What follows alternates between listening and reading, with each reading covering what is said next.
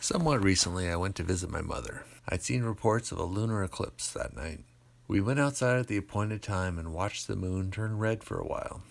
While watching the progression of that eclipse, I remembered the time I'd amused myself by becoming a false prophet.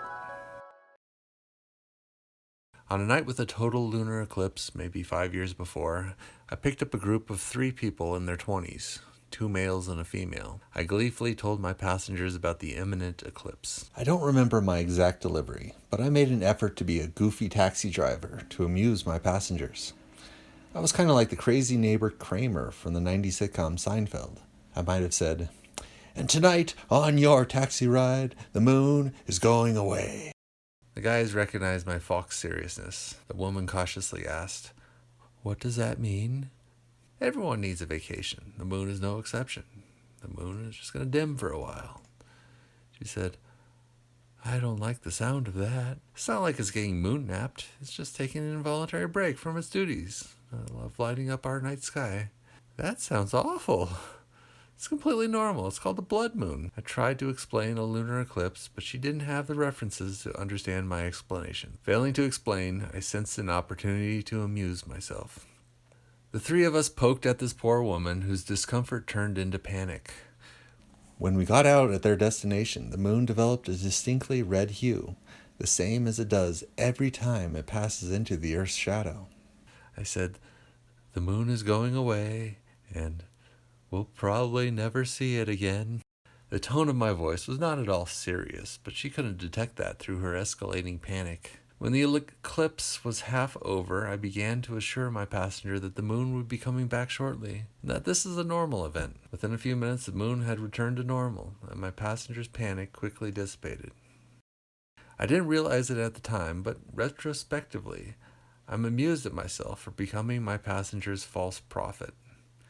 If I hadn't pointed out that a lunar eclipse was going to take place at that moment in time, those passengers would not have noticed the moon dimmed for a few minutes. When I told these passengers about the moon going away, the guys recognized my goofiness, but for the woman, having the moon suddenly go away was completely outside of her experience. When I dropped the term blood moon, my passenger couldn't understand how the moon could bleed. If her friends had reassured her that this was no big deal, she would have been fine. But they thought her reaction was amusing too, and we all ganged up on her. The moon indeed did something strange that night, exactly as I had prophesied to my passengers at the start of their ride. The vast majority of people go their entire lives without personally witnessing a lunar eclipse. Having told what was coming to pass, then immediately herself witnessing the impossible, I was like a prophet to the woman who was previously ignorant of the eclipse phenomenon.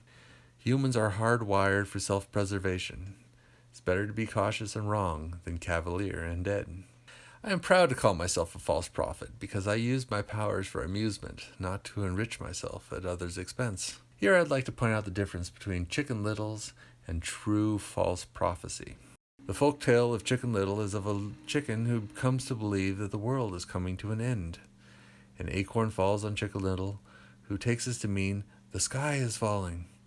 Chicken Little recruits many other little animals to join his quest to inform the king the sky is falling. The difference between a false prophet and a Chicken Little is that false prophets know better, but pronounce their version of catastrophe to manipulate people. A good false prophet incorporates things that are likely to happen anyways, so that their targets join their movement with minimal resistance. I don't know that I helped my poor passenger avoid future episodes of unwarranted paranoia and mass hysteria, but I like to think that this experience served her positively in some way.